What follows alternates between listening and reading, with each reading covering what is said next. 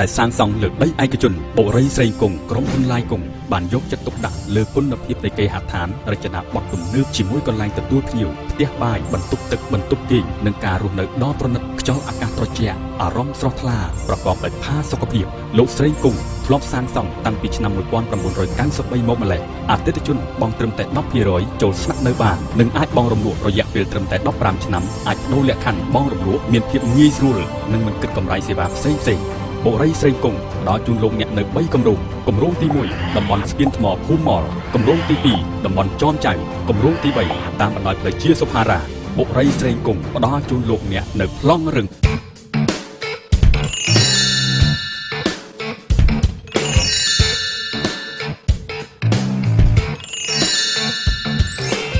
សើបៀកដែលល្អគ្មានគូប្រៀបមិនក៏មិនលៀងថ្នាំទ្រនាប់មកអេកស្ត្រាថ្មីក្លិនតិចការពារមានប្រសិទ្ធភាពអវងហើយចង់ភ្លឺខ្លាំងក៏បានភ្លឺល្មមក៏បាន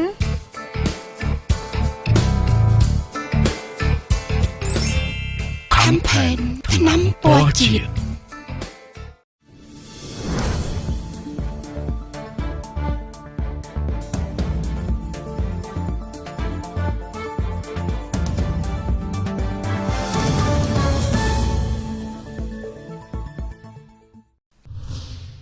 ខំផែនថ្នាំពណ៌ជាតិសំណងសេរីគង់នៃក្រុមហ៊ុនឡាយគង់ផ្ដល់កម្មសិទ្ធិប្លង់រឹងដល់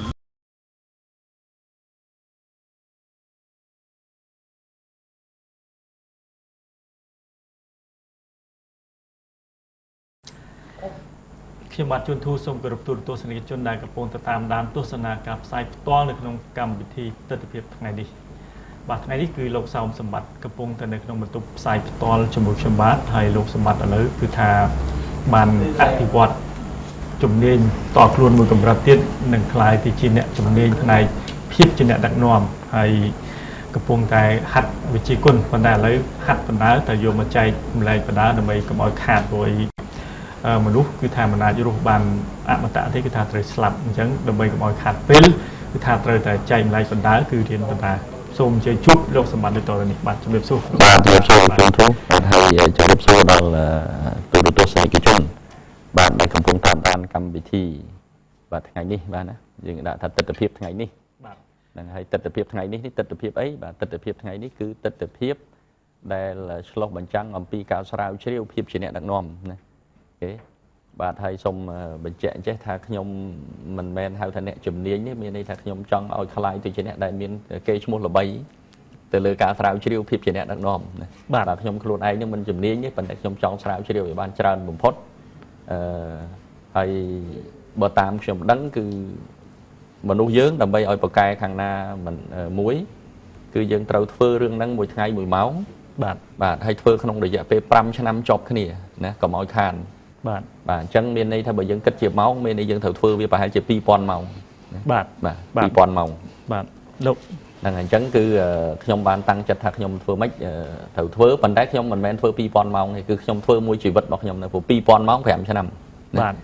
ឥឡូវនេះខ្ញុំធ្វើបានប្រហែលជា3ឆ្នាំបាទ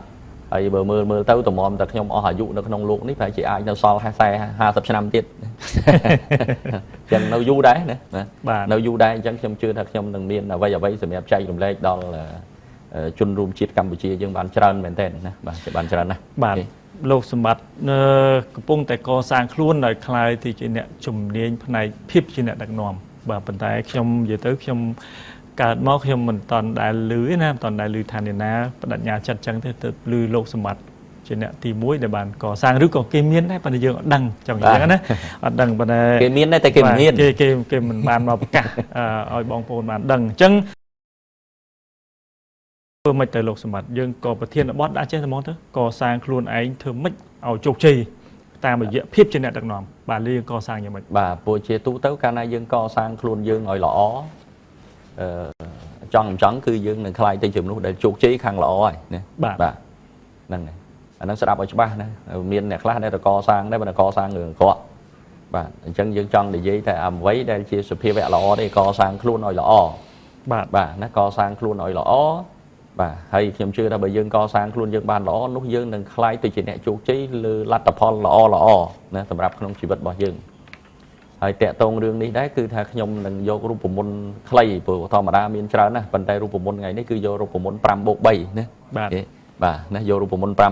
ដើម្បីពិភាក្សាជាមួយលោកធូថ្ងៃនេះហើយចែកចម្លែកដល់បងប្អូនដែលកំពុងតែតាមដានទស្សនានៅក្នុងពេលនេះផងដែរ 5+3 ឥឡូវយើងនិយាយចំណុចទី5មុនចោះហើយចំណុចទី5ឥឡូវទី1យើងលោកសម្បត្តិមានអ្វីមកចែកទី1បាទអរគុណណាស់បាទចំណុច5គឺ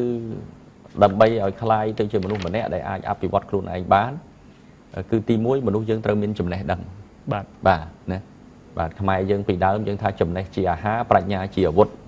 ពីព្រោះកាលណាយើងមានចំណេះគឺយើងនឹងមានការងារធ្វើហើយពេលដែលយើងមានការងារធ្វើគឺមានន័យថាយើងលែងបារម្ភរឿងការខ្វះការហូបចុកហើយណាបាទពេលហ្នឹងយើងនឹងមានដែលគេហៅថាកម្លាំងដើម្បីអភិវឌ្ឍទៅជំហានមួយទៀតមានន័យថាយកជំនាញបាទមនុស្សយើងមិនអាចយកជំនាញបានដោយកាពះមិនគ្រប់ទេណាបាទវាត្រូវតែមានតែលុយផ្គត់ផ្គង់ជីវភាពឲ្យបានល្អសិនបានយើងទៅចាប់យកជំនាញបានមិនអញ្ចឹងយើងឧទាហរណ៍ថាឥឡូវអ្នកបណ្ដាលអាជីពព្រោះអត់បាយស៊ីទៅបណ្ដាលអាជីពមិនកើតមានកម្លាំងឯណាវាយមិនអញ្ចឹងត្រូវមានបាយហូបសិនអញ្ចឹងទី1ត្រូវមានចំណេះបាទអញ្ចឹងមានចំណេះរួចហើយបានយើងទៅយកជំនាញបាទតពីជំនាញទៅយើងមានទៅយកជំនាញហើយខ្ញុំតែងនិយាយចេះខ្ញុំថាជំនាញពឹងចំណេះទាំងពីរនេះពឹងចំណងបាទអញ្ចឹងត្រូវចំណងមួយទៀតណាទី3ធ្លាប់ឮពាក្យហ្នឹងដែរមិនអញ្ចឹងបាទជំនាញពឹងចំណេះទាំងពីរនេះពឹងចំណងបាទបើអត់មានចំណងទេមុននឹងចេះទោះតែចង់រៀនសិនបាទវាចេះបាទហើយជំនាញក៏ចឹងដែរបើទល់តែអ្នកហ្នឹងវាមានចំណងខាងហ្នឹងខ្លាំងបានវឹកហាត់ហើយទៀតវឹកហាត់ទៀតធ្វើហើយធ្វើទៀតបានคล้ายទៅជាអ្នកដែលមានជំនាញអញ្ចឹងទាមទារមនុស្សយើងឲ្យមានចំណងបាទប៉ុន្តែអ្វីដែលខ្ញុំចង់បញ្ជាក់នៅពេលនេះគឺថាសូមឲ្យមានចំណងត្រូវសូមឲ្យមានចំណងខុសបាទហើយដល់ពេលទី4ណាបាទណាពេលទី4ជួនកាលមនុស្សយើងហេតុអ្វីបានយើងមិនបានជោគជ័យដោយសារតែចំណេះក៏មានជំនាញក៏មានចំណងក៏មានណាប៉ុន្តែចង់បានបន្តិចទៅវាអត់ជំនឿអូខេបាទអញ្ចឹងបាទខ្វះជំនឿលើខ្លួនឯងកុំចេះតែចង់វើអញឮគេថាអ្នកហ៊ានស្បែកដាច់អ្នកខ្លាចស្បែកឆ្វិតបាទមិនអញ្ចឹងបាទលោកធូធ្លាប់និយាយរឿងហ្នឹងដែរណាបាទពីមុនធ្លាប់បាទហើយលោកគ្រូដិនសមិទ្ធរិទ្ធក៏ធ្លាប់និយាយរឿងហ្នឹងដែរណាគាត់ថាយីមិនគួរប្រើទេបើប្រើអាហ្នឹងធ្វើឲ្យក្មេងៗអត់ក្លាហានទេព្រោះឮសូហ៊ានស្បែកដាច់ខ្លាចស្បែកឆ្វិតលែងហ៊ានធ្វើអីអស់មិនអញ្ចឹងណាបាទអញ្ចឹងទេគឺថាយើងទៅមានជំនឿចិត្តនៅពេលដែលយើងមានជំនឿចិត្តយើងមានចំណងធ្វើអ្វីមួយគឺថាយើងនឹងទៅធ្វើអបមកថាយើងជឿថាយើងរៀនចេះបាទណាបានយើងទៅរៀនណាបាទយើងជឿថាជំនាញហ្នឹងយើងអាចយកបានយើងខិតខំវាប៉ុន្តែទាំងចំណេះទាំងជំនាញទាំងចំណងទាំងជំនឿហ្នឹងបាទវាទាមទារឲ្យមនុស្សមានសេចក្តីក្លាហានណាបាទណាឲ្យមានសេចក្តីក្លាហានអ្នកខ្លះគឺថាខ្លាចច្រើនពេកណាបាទណាខ្លាចច្រើនពេកក៏នាំឲ្យខ្លួនឯងហ្នឹងមិនទទួលបានជោគជ័យដែរអញ្ចឹងត្រូវមានសេចក្តីក្លាហានម្ល៉េះហើយអានេះដែលជាខ្ញុំចង់បញ្ជាក់ថាជាចំណុច5ដែលធ្វើឲ្យយើងសម្រេចបានជោគជ័យណាអូខេបាទឥឡូវកលេចមកចំណុចទី1លោកសម្បត្តិឥឡូវត្រូវប្រធានបទក្តៅគឺនៅត្រង់ចំណេះព្រោះអីលោកសម្បត្តិធ្លាប់ប្រាប់ខ្ញុំថាលោកសម្បត្តិរៀនត្រឹមថ្នាក់ទី6អញ្ចឹងណាឥឡូវហ្នឹងលោកសម្បត្តិក្លាហានឲ្យមកនិយាយតាមកញ្ចក់ទូរទស្សន៍ហើយនិយាយមើលទៅស្ដាប់ទៅត្រូវល្អទៀតអញ្ចឹងមិនដឹងថាហើយបងប្អូនខ្លះទៀតក៏ថាគាត់រៀនបានតិចតលគេរៀនដល់បណ្ឌិតអនុបណ្ឌិតបានគាត់គិតថាមានចំណេះគ្រប់គ្រាន់ទៅធ្វើកិច្ចការឲ្យបានហើយលោកសម្បត្តិថារៀនត្រឹមថ្នាក់ទី6ទេអញ្ចឹងតើលោកសម្បត្តិធ្វើដោយមិនដេចបានមានចំណេះគ្រប់គ្រាន់មកអញ្ចឹងព្រោះយើងបទពិសោធន៍លោកសម្បត្តិថាប្រាប់ថារៀនថ្នាក់ទី6សោះនេះអរគុណបាទអរគុណណាស់យេការពិតអ្វីហៅថាចំណេះបាទចំណេះស្មើនឹងការចេះគិតបាទឲ្យតែយើងចេះគិតហៅថាចំណេះហ្នឹងបាទអញ្ចឹងដើម្បីឲ្យយើងคลายទៅជំនួសម្នាក់ដែលចេះគិតមានពេលខ្លះយើងអាចច្រឡំថាការពិតចំណេះដឹងគឺសំដៅទៅលើសញ្ញាបត្រអ្នកណាបានសញ្ញាបត្រខ្ពស់បំផុតមានន័យថាអ្នកនឹងមានចំណេះដឹងខ្ពស់បំផុតបាទខ្ញុំគិតថាសម័យមុនអាចអញ្ចឹងបាទសម័យដែលមិនមែនជាសម័យព័ត៌មានវិទ្យាអ្នកណាដែលបានចូលសាលាគឺថាគាត់នឹងបានចំណេះដឹងច្រើនជាងគេប៉ុន្តែសម័យនេះគឺសម័យដែលមានព័ត៌មានវិទ្យាបាទសម័យព័ត៌មានវិទ្យាចំណេះដឹងនៅគ្រប់កន្លែងទាំងអស់ទេ quỳ mơ tu đồ tu miên chấm này đằng đạp bật trụ miên chấm này đằng quỳ nơi không tu đồ sắp miên chấm này đằng quỳ nơi tiêm cà phê miên chấm này đằng tina khỏi miên chấm này đằng và chẳng cá bứt chấm này đằng nơi pel ba chấm bón ní cứ chấm này đằng tầm khăn bồng phốt kia hai thay chấm này đằng khang pha pò miên rứ có miên pò miên chẳng nè na cọt miên pò miên tràn chừng kí cứ cọt miên chấm này đằng tràn chừng kí và mình chẳng và chấm này đằng anh ấy khi mà toàn giấy chấm nia nhé bạn giấy chấm này đằng chẳng nè na đại miên pò miên tràn chừng kí nè đằng miên chấm này đằng tràn chừng kí và họ pò miên ban tam để dạy nà mặt show bài đại dương ai tự do pò miên rồi ai tự do chấm này đằng chấm mưa tới miên buôn mặt show bài nhé ok và miên buôn mặt show bài tí muối mơ bà mơ nắng sầm đau từ lơ tiền cả mơ tu được tua tiền cả mơ xịp hầu nè bà thuộc mai dưỡng pi nắng phở bà mơ đôi cái này nè bà miền tây khác những phở tại an miền này là mơ tu được tua được an xịp hầu bản chân mơ bà bờ thân chỉ dương che mơ hơi dương mơ là vây ở vây đại việt trầm trấu nên dương là ban từ tu po miền đại trầm trấu chỉ trần bọn top mau dương sẽ đạp dân đấy đủ thùng dân sẽ đạp là dương sẽ đáp tiện thầy dương sẽ đáp cứ miền này thá dương sẽ đáp kia này gì ok nè nơi pe để dương che sẽ đáp kia này gì ôm mà thả lâu nè pi lên đi tầm đó lục thu cùng phong tôi sẽ đáp nhóm hơi tôi sẽ đi cái chốn cùng phong tôi sẽ đáp dương thường pi nè đánh để chơi về cái này về nhảy cái này nè ông pi đánh cá co sang luôn này mình chẳng bờ sân chia sẽ đáp đôi do chất tục đã thay đi nâng từ tua ban này chấm này đằng trần mình hết cái nhé bạn từ tua ban chấm này đằng trần hơi ai chấm này đăng đại đáp nơi pin ai nâng riêng đâu sờ la đó mình đại chụp từ tiền mình chắc này và ai mình đại chụp từ tiền hơi cặp bất nè đại miên chấm này đăng chân đây là đại miên chấm này đăng chân cặp bất trơn mình đến phần là sầm khăn một phút cục bộ con ọt bàn tranh mà chạy dùng lệ mà nó hơi dương mình ai đăng vì quạt màu bàn này và chân hay ní dương ai miên nè đại màu gì ní cứ thay dương miên ở các muối để dương bàn sẽ đáp hết thừa ở dương bàn cần chấm này đăng ní mình show bài tì tẹt tô mỗi ca vô chấm này đăng một số bài tí bay cứ thay dương từ xe mà nó riêng từ xe ở ban trầm trầu dương khơi tha sùng cung mày lâu ní cứ tham miên ca pruy bỏ rom mình tên và tầm máy ở ngay cát miên ca pruy bỏ rom khai mình nút mình che từ xe nên mình che an bánh nhà ha bằng phốt à che an mình sao vậy khai bằng phốt cứ mình che từ xe dương mưa là đây mình nút chùm non cày ní cứ tham bánh nhà ha ca từ xe ở đây phía xa không ai nó cứ tham miên cầm rất tiếp mình tên tụi bây còn riêng cái phố phần na cả nói ca từ xe phía xa chiết cứ tha này tích mua là hai đấy cứ tha ót tầm lóp từ xe tê mình chẳng dương ót tầm lóp từ xe tê hãy khi nhom trong oi ắt cầm băng thay cả na thì dương miên tầm lóp từ xe thôi oi bành nha nhiên vào dương mà lục thu mà cứ cất ban khăng á bờ sân về dương con tại an hay đầu dương mình từ xe cứ tha bành nha nhiên vào dương nó prao ọt đo cầm rật tê nè prao ọt đo cầm rật tê và vì pro dương trâu cất thật sở xế miền đây thì chia sân là bạn này ca cu rúp hiệp chỉ tràn ok và hơi chia sân là bạn mũi để thua ở dương mưa khơi hay slot bánh trắng chia 100 chân cứ thua ở dương slot này nơi pe để dương từ xe và chân nơi pe là dương mưa dương đạp dương từ xe mình toàn cục còn này dương trâu này gì ok và vì pro dương đạp miền đây thay dương đạp nẹp xe này gì đó pe dương này gì đầm bốn cứ một số bài đây này dây ở lọ bầm phốt cứ này dây hay sẽ đập luôn ai nè ở đăng thà ta luôn ai nhưng này dây trâu on môn năng từ này dây ở kia sẽ đáp trâu này dây ở luôn ai sẽ đáp thành hơi chỉ tu tấu nè đây này dây phụ cái cứ chuyện nè phụ cái này dây ở luôn ai sẽ đáp chiều môn thành môn năng từ này dây ở nè đầu tiên sẽ đáp trong lực của thì họ to luôn trong tên là trong đã hạt pran prek chỉ tu tấu trong tay để hạt này dây ở luôn ai sẽ đáp rồi hốt đó nhom đạp luôn anh mà đong pi đong bay đong pram đong đọc đong mà phi đong nhom miền rom tha ở vây để nhom này gì nó sẽ đạp bàn miền này về rùa là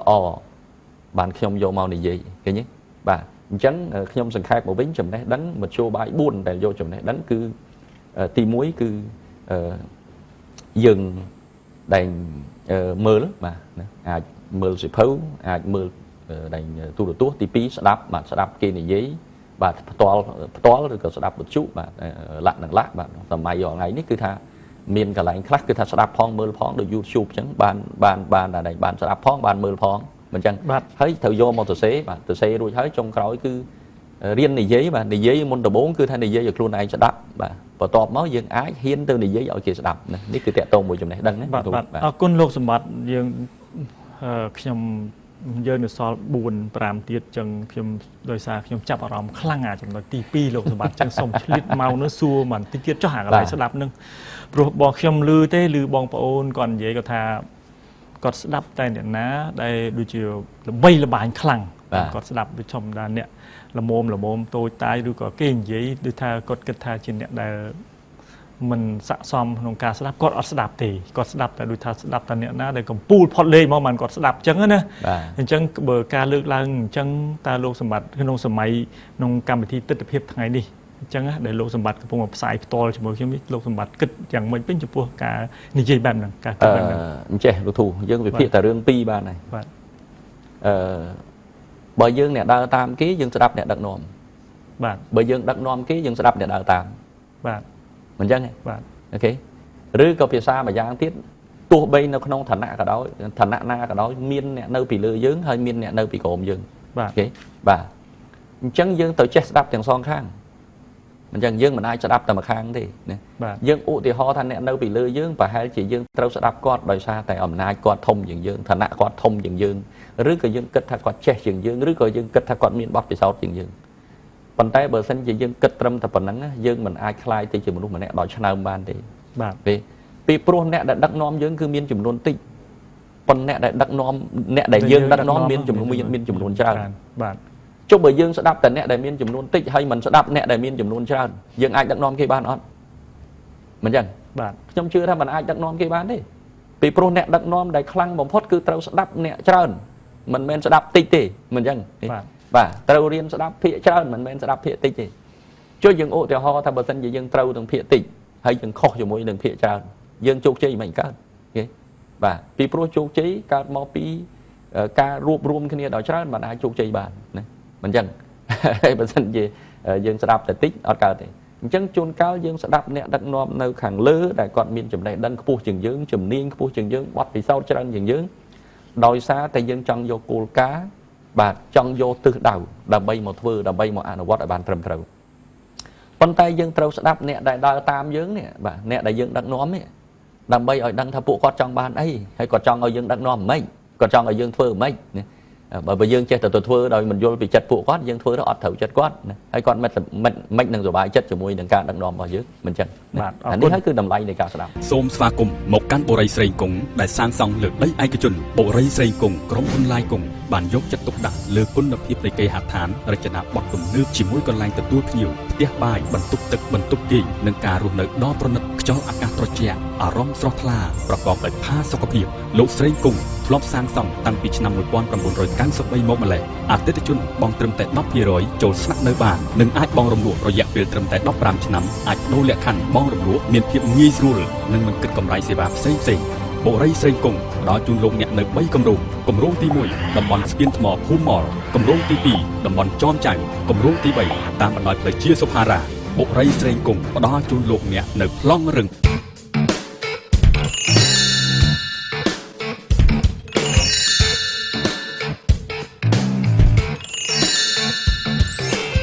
สาวเบียได้ល្អគ្មានគូប្រៀបមិនក៏មិនលៀបថ្នាំទ្រនាប់មកអេកស្ត្រាថ្មីក្លិនតិចការពារមានប្រសិទ្ធភាពអវងហើយចង់ភ្លឺខ្លាំងក៏បានភ្លឺល្មមក៏បាន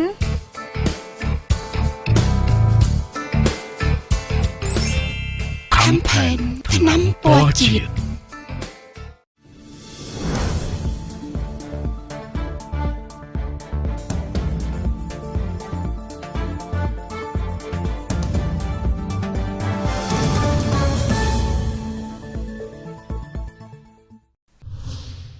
ខំផែនថ្នាំពណ៌ជាតិសំណងសេរីគង់នៃក្រុមហ៊ុន lai គង់ផ្ដល់កម្មសិទ្ធិប្លង់រឹងដល់បាទទស្សនិកជនយើងអញ្ញាតសូមបន្តទៀតដោយសារតែពេលវេលានៅសល់តែ10នាទីទៀតទេលោកសម្បត្តិអញ្ចឹងបើតាមគំនិតដែលត្រូវយកមកចែកជូនដល់បងប្អូនថ្ងៃនេះគឺមានចំណេះជំនាញចំណង់ជំនឿសេចក្តីក្លាហានហើយបូក3ទៀតចំណិតជំនួយជំនួសទៅទៀតតែអញ្ចឹងនៅសល់10នាទីអញ្ចឹងសូមឲ្យលោកសម្បត្តិ សង្ខេបយកតែម្ដងសូមជើញបាទបាទអរគុណបាទហើយក៏សូមអរគុណដល់ប្រិយមិត្តដែលនៅដែលគេហៅថាបើកណាដើម្បីតាមដានយើងរហូតដល់ចប់ហើយបើមិនជាដែលស្ដាប់នៅទីនេះមិនគ្រប់គ្រាន់ទេគឺអាចទស្សនាតាមរយៈ YouTube បាទ បាទគឺយើងគ្រាន់តែចូលទៅ YouTube វាយ Today View បាទ Today View បាទណាចូលទៅ YouTube វាយទៅ Today View ទៅហើយស្រឡាញ់វាគ្មិនណាមើលវាគ្មិនហ្នឹងទៅស្រឡាញ់សោមសម្បត្តិចុចឲ្យចំទៅចេញហើយណាបាទអូខេបាទអញ្ចឹងយើងបន្តទៅទៀតបន្តទៅទៀតកាលណាយើងមានចំណេះដឹងយើងមានជំនាញបាទខ្ញុំគ្រាន់តែបញ្ជាក់ថាចំណេះដឹងក៏ដោយជំនាញក៏ដោយបើយើងបានចំណេះត្រូវឬជំនាញត្រូវសំខាន់បំផុតវាកើតមកពីចំណងត្រូវបាទណាបាទកើតមកពីចំណងត្រូវបាទកើតមកពីចំណងត្រូវហើយចំណងនេះគឺសំខាន់ណាស់ពីព្រោះមនុស្សយើងម្នាក់ណាលោកធូគឺអារឿងចង់របស់មនុស្សនេះវាចង់ច្រើនរឿងពេកបាទអញ្ចឹងខ្ញុំគ្រាន់តែចង់ប្រាប់ដោយខ្លីថាអញ្ចេះថាយើងដឹងហើយថាយើងចង់បានច្រើនយ៉ាងក៏ប៉ុន្តែมันមានមនុស្សណាម្នាក់មានសមត្ថភាពសម្រេចបានគ្រប់រឿងដែលយើងចង់បានទេអញ្ចឹងសូមផ្ដោតតែរឿងសំខាន់ណាដែលយើងចង់បានបាទហើយកាលណាយើងផ្ដោតលើរឿងសំខាន់ណាដែលយើងចង់បានយើងត្រឡប់ទៅមើលជំនឿចិត្តរបស់យើងតែយើងមានជំនឿចិត្តក្នុងការធ្វើវាអត់ណាបាទហ្នឹងហើយអាការបំពាក់ជំនឿចិត្តនេះគឺសំខាន់ណាស់ប៉ុន្តែងាយទេបាទដើម្បីឲ្យមានជំនឿចិត្តគឺងាយទេណាបាទហ្នឹងហើយមនុស្សកាលណាដើម្បីឲ្យមានជំនឿចិត្តមានន័យថាមនុស្សមានចំណេះដឹងឲ្យច្រើនកាលណាមនុស្សមានចំណេះដឹងកាន់តែច្រើនមនុស្សមានជំនឿកាន់តែខ្ពស់មនុស្សមានជំនាញកាន់តែខ្លាំងមនុស្សមានជំនឿចិត្តកាន់តែខ្លាំងអញ្ចឹងបាទហើយជាទូទៅនៅពេលដែលជំនឿនេះវាកាន់តែខ្លាំងគឺនឹងជំរុញឲ្យអាចំណងនឹងកាន់តែខ្លាំងបាទអញ្ចឹងហើយបានមនុស្សខ្លះយើងមើលចាប់ផ្ដើមតូចសោះប៉ុន្តែទីបំផុតគាត់អាចទៅធ្វើរឿងដ៏ធំដ៏អស្ចារ្យដែលស្ទើរតែមនុស្សទាំងឡាយមិនជឿថាគាត់ធ្វើដល់កម្រិតនឹងបានមូលហេតុងាយទេដោយសារតែនៅពេលដែលគាត់ចាប់ផ្ដើមមានជំនឿចិត្តតូចមួយបាទគាត់ទៅយកចំណេះតូចមួយគាត់បានជំនាញតូចមួយមិនហ្នឹងហើយគាត់ចង់ប្រើជំនាញតូចមួយនឹងឲ្យคล้ายទៅជាទេពកោសលមួយនៅពេលដែលគាត់ធ្វើបានសម្រេចគាត់ថាហីការពិតបើគាត់ចង់ធំជាងនឹងបន្តិចប្រហែលបានអញ្ចឹងគាត់ក៏ចាប់ផ្ដើមរំកិលឡើងម្ដងបន្តិចទេបាទហើយទាំងអស់ហ្នឹងឯងជាគ្រឿងផ្សំគ្រប់គ្រាន់សម្រាប់ឲ្យធ្វើឲ្យមនុស្សហ្នឹងមានសេចក្តីក្លាហានអូខេបាទអញ្ចឹងគឺថាសេចក្តីក្លាហានមួយកើតឡើងដោយមានគ្រឿងផ្សំ4ហ្នឹងធំជាងគេចូលគ្នាគ្រឿងផ្សំទី1គឺមានន័យថាមនុស្សមានចំណេះដឹងបាទគ្រឿងផ្សំទី2គឺមនុស្សមានជំនាញគ្រឿងផ្សំទី3គឺមនុស្សមានចំណង់ហើយនិងគ្រឿងផ្សំទី4គឺមនុស្សមានជំនឿបាទអញ្ចឹងកាលណាតែមនុស្សមានចំណេះដឹងមានជំនាញមានចំណង់មានជំនឿគឺមនុស្សហ្នឹងជាទូទៅមានសេចក្តីក្លាហានបាទប៉ុន្តែយើងមើលមនុស្សខ្លះក្លាហានខុសមនុស្សខ្លះក្លាហានត្រូវបាទហើយអ្វីដែលយើងចង់បានគឺយើងចង់បានអ្នកក្លាហានត្រូវអ្នកក្លាហានល្អអ្នកក្លាហានសុភាពរៀបសារអ្នកក្លាហានថ្លៃថ្នូរមិនអញ្ចឹងទេបាទអញ្ចឹងគឺដើម្បីឲ្យបានអ្នកក្លាហានបែបហ្នឹងទល់តែមានចំណេះដឹងល្អចំណេះដឹងត្រឹមត្រូវចំណេះដឹងដែលនាំឲ្យយើងថ្លៃថ្នូរជំនាញដែលល្អជំនាញត្រឹមត្រូវជំនាញដែលនាំឲ្យយើងថ្លៃថ្នូរចំណង់ដែលល្អចំណង់ដែលត្រឹមត្រូវចំណង់ឲ្យយើងថ្លៃថ្នូរបាទជំនឿដែលល្អជំនឿដែលត្រូវជំនឿដែលនាំឲ្យយើងថ្លៃថ្នូរនោះគឺយើងនឹងខ្លាយទៅជាអ្នកក្លាហានដែលល្អដែលថ្លៃថ្នូរដែលត្រឹមត្រូវណាបាទអញ្ចឹងចំណុចសង្ខេបបាទចំណុចទី5ចំណុចក្លាហានឥឡូវលោកសម្បត្តិមានប្រសាសន៍ថាយើងគឺថាដើម្បីកសាងខ្លួនឲ្យជោគជ័យគឺយើងប្រើរូបមន្ត 5+3 ឥឡូវទៅបញ្ចប់ចំណុច5ទេចុះបូក3ហ្នឹងយ៉ាងម៉េចបូក3អ្វីខ្លះហើយ3ហ្នឹងយ៉ាងម៉េចទៅបាទអរគុណបាទពេលធម្មតាកាលណាយើងមាន5ហ្នឹងហើយខ្មែរយើងមានពាក្យស្លោកមួយហៅថាទំពាំងស្នងឫស្សីមិនចឹងទេបាទពីព្រោះ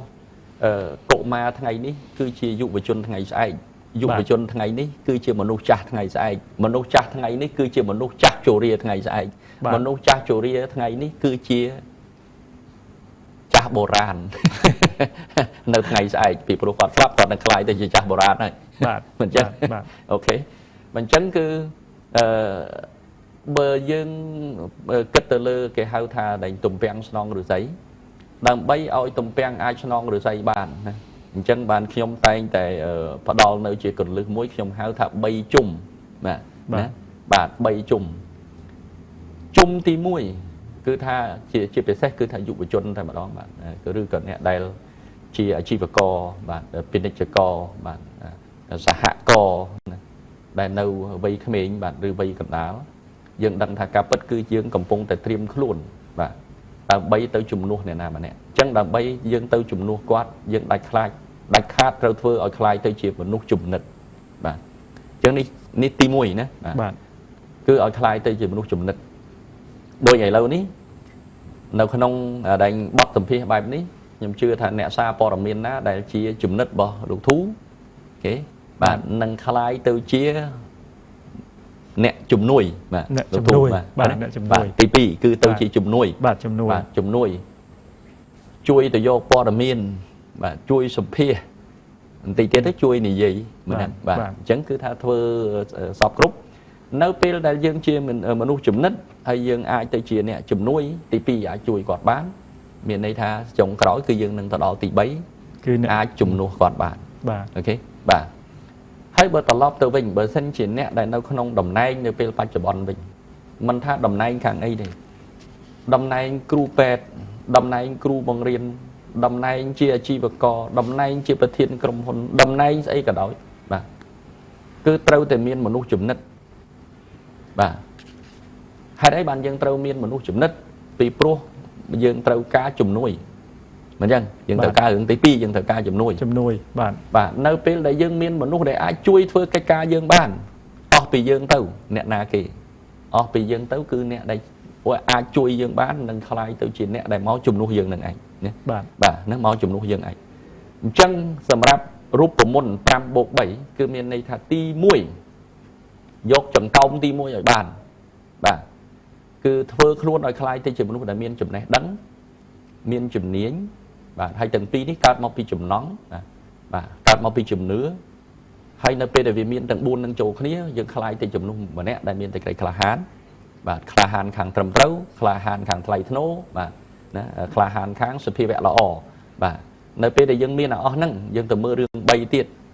បាទតើចំណេះដឹងនិងជំនាញរបស់យើងហ្នឹងយើងគួរតែទៅចំណិតមួយអ្នកណាអូខេបាទភាសាខ្មែរយើងថាគួរអែបទៅខាងណាមិនអញ្ចឹងទេបាទឬចំណិតអ្នកណាយើងទៅចំណិតអ្នកណាបានគឺយើងនឹងខ្លាយទៅជាមនុស្សម្នាក់ដែលអាចទៅជួយគាត់បានបើសិនជាយើងជួយគាត់បានវាគ្មានហេតុផលអីដែលយើងមិនជំនួសគាត់បានទេអូខេបាទហើយនៅពេលដែលយើងជំនួសគាត់បានហើយយើងត្រឡប់មកក្រោយវិញធ្វើយ៉ាងម៉េចឲ្យយើងចេះជាងអ្វីដែលគាត់ចេះកន្លងមកដោយពាក្យខ្មែរថាចង់ចេះឲ្យសម្រាប់អាចារ្យចង់បានផ្លែផ្កាយកភ្លើងដុតគល់ទេបើសិនជាយើងទៅជំនួសគាត់ដោយមានចំណេះដឹងស្មើគាត់យើងមិនអាចធ្វើឲ្យស្ថាប័ននឹងរីកចម្រើនជាងគាត់បានទេទោះតែយើងខំប្រឹងឲ្យចេះជាងគាត់ហើយឲ្យមានជំនាញបកកែជាងគាត់នេះហើយគឺជាការជំនួសដ៏មានប្រសិទ្ធភាពណាបាទសម្រាប់អាចារ្យពីច្រឡំលោកសម្រាប់អាចារ្យហ្នឹងមិនទៅយើងចាក់សម្រាប់តែម្ដងឬធ្វើមិនហ្នឹងគឺថាការពិតគ្រាន់តែជាពាក្យស្លោកទេថាចង់ចេះឲ្យសម្រាប់អាចារ្យចង់បានផ្លែផ្កាឲ្យយកភ្លើងដុតគល់មានន័យថាពាក្យថាអាចារ្យយើងចង់សម្ដៅទៅលើគ្រូបាអាចារ្យឬក៏អ្នកដែលព្រានបដៅយើងបើសិនជាយើងចេះជាងគាត់មានន័យថាយើងសម្លាប់អាចចំណេះដឹងត្រឹមហ្នឹងឲ្យវានៅក្នុងឲ្យវាទៅជាចំណេះដឹងថ្មីមួយទៀតបើសិនជាយើងចេះស្មើតែគាត់ឬចេះក្រុមគាត់មានន័យថាឲ្យអ្វីវារីកចម្រើនជាងហ្នឹងវាអត់អាចរីកចម្រើនជាងហ្នឹងបានទេព្រោះវាអស់ត្រឹមហ្នឹងបាទអញ្ចឹងត្រូវធ្វើឲ្យលើសហ្នឹងបាទហ្នឹងហើយចង់បានផ្លែផ្កាយកភ្លើងដុតគល់គឺយើងចង់និយាយថាបើសិនជាយើងចង់បានចំណេះដឹងគឺយើងត្រូវខំបន្ថែមទៀតត្រូវប្រឹងមិនឲ្យវាក្តៅជាងហ្នឹងទៀតឲ្យវាខ្លាំងយ៉ាងហ្នឹងទៀតបាទទៅតែខ្លោចណាហើយបើសិនជាយើងគ្រាន់តែធ្វើតាមបែបធម្មតា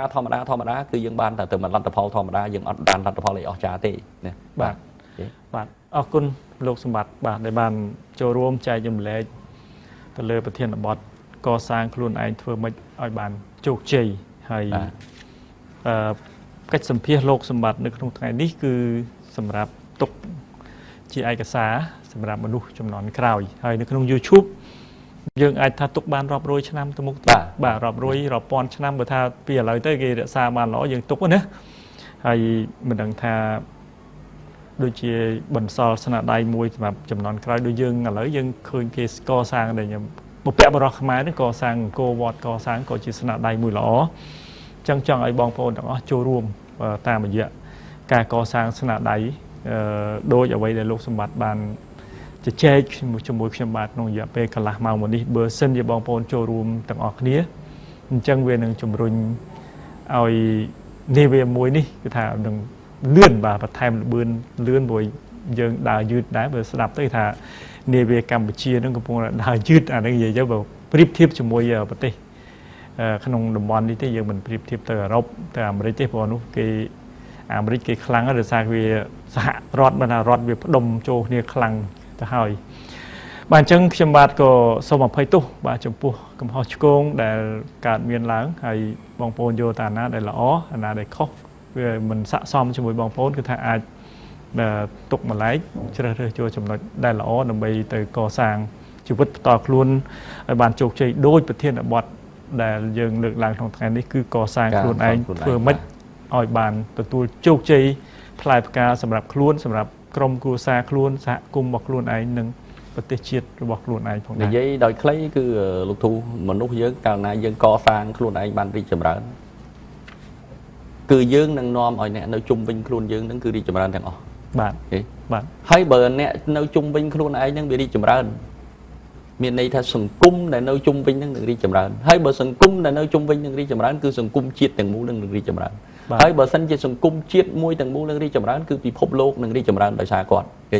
យើងឧទាហរណ៍គ្រាន់តែជប៉ុនខ្លាយជាអ្នកមានជប៉ុនក៏ជួយគេឲ្យរីកចម្រើនបន្តិចអាមេរិកខ្លាយទៅជាអ្នកមានក៏ជួយគេឲ្យរីកចម្រើនបន្តិចបាទអង់គ្លេសខ្លាយជាអ្នកមានក៏ជួយឲ្យគេរីកចម្រើនបន្តិចអញ្ចឹងការរីកចម្រើននៅក្នុងពិភពលោកគឺនាំបណ្ដាលមកពីមនុស្សម្នាក់រីកចម្រើនក្រុមមួយរីកចម្រើនប្រទេសមួយរីកចម្រើនហើយក៏ធ្វើឲ្យពិភពលោកនេះចាប់ផ្ដើមរីកចម្រើនតាមគ្នាព្រោះវាជាចលករនៃការចាប់ផ្ដើមមួយនាំការរីកចម្រើនចេញពីមនុស្សមុនគេបាទអរគុណបាទខ្ញុំបាទជួនធូជាមួយលោកសោមសម្បត្តិជម្រាបលាពីបងប្អូនទស្សនិកជនតែត្រឹមនេះបាទជួបគ្នានៅលើក្រោយទៀត